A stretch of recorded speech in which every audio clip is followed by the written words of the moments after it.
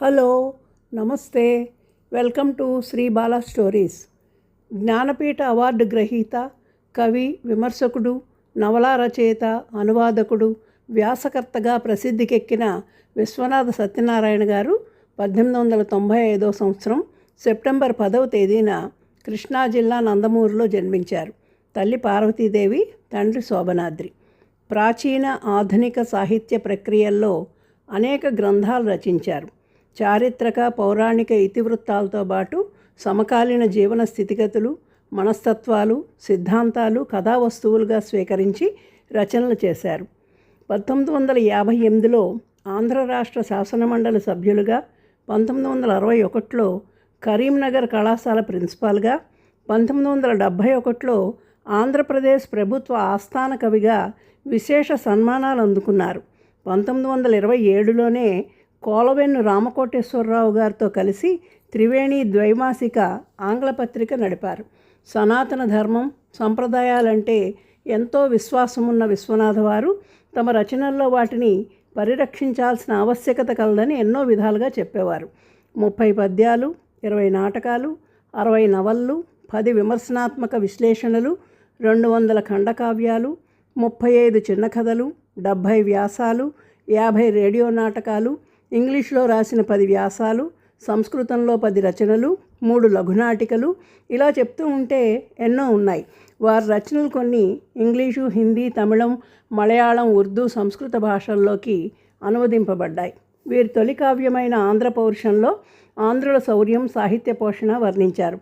పూర్వాంధ్ర గాథలు మహోజ్వలంగా వర్ణింపబడిన ఆంధ్ర ప్రశస్తి మల్లంపల్లి సోమశేఖర శర్మ గారికి అంకితమిచ్చారు. విశ్వనాథ వారి ఏకవీరను అంబటిపూడి హనుమయ్య గారు హిందీలోకి, పుట్టపర్తి నారాయణాచార్య గారు మలయాళంలోకి అనువదించారు. సంప్రదాయాలతో కూడిన సంఘ జీవితం, వాటిని నిర్లక్ష్యం చేసిన వ్యక్తి జీవితానికి జరిగిన సంఘర్షణే చెలియలికట్ట నవల. ఇందులో నాయక రత్నావళి సంసారం వదిలేసి పతితై తర్వాత పశ్చాత్తాపం చెందుతుంది. కులం కన్నా గుణశీలాలే మిన్న అని నిరూపించిన నవల వీరవల్లడు.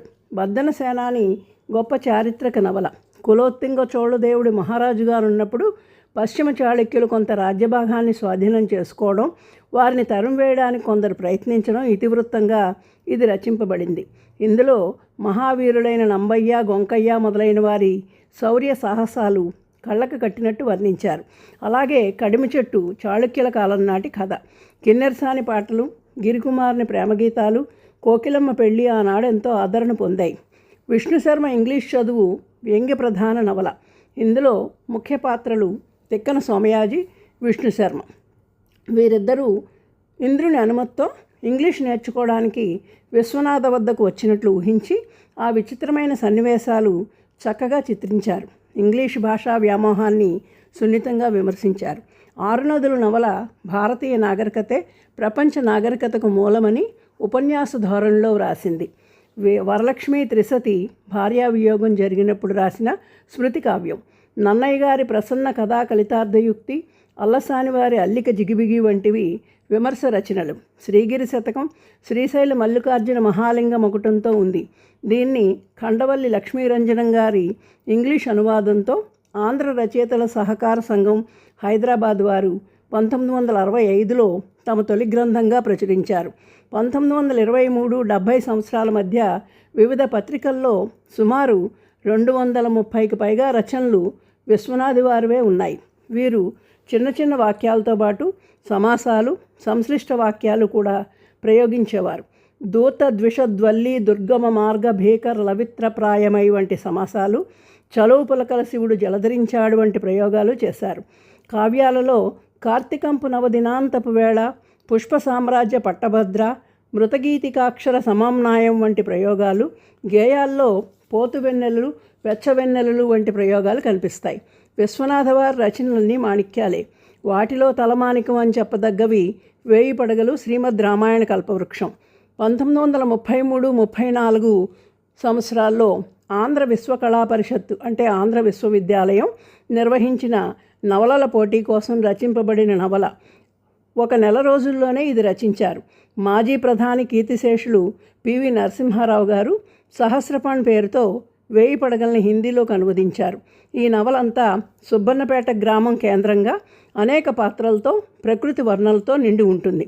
ఆధునికత పేరుతో వస్తున్న మార్పులు మానవుడి జీవితాన్ని ఎలా ప్రభావితం చేశాయో, సామాజిక, ఆర్థిక, సాంస్కృతిక రంగంలో వచ్చిన పరిణామాలు, భారతీయ జీవన విధానం ఎంతో నైపుణ్యంతో వివరించారు విశ్వనాథ వారు.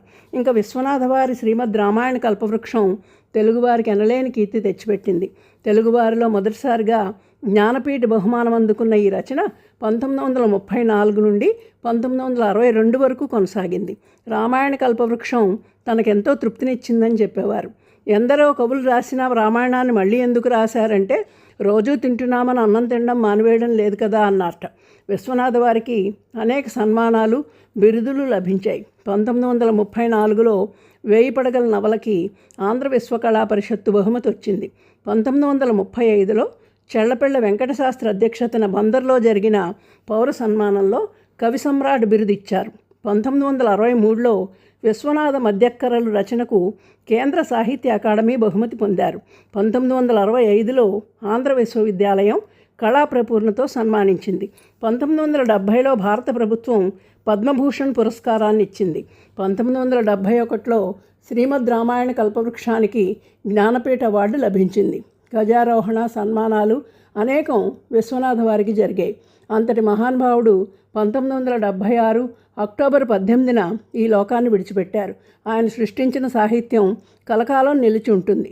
2017లో భారత ప్రభుత్వం విశ్వనాథ బొమ్మ ఉన్న పోస్టల్ స్టాంపుని విడుదల చేసింది. మాట్లాడే వెన్నెముక, పాట పాడే సుషుమ్న, నిన్నటి నన్నయ్య భట్టు, నేటి కవి సామ్రాట్టు అంటూ ఛందస్సు లేని ద్విపదలో శ్రీశ్రీ విశ్వనాథని ప్రశంసించారు. తెలుగు జాతి గర్వించదగ్గ ముద్దుబిడ్డల్లో విశ్వనాథ ఒకరు. Thank you. Please like, share and subscribe.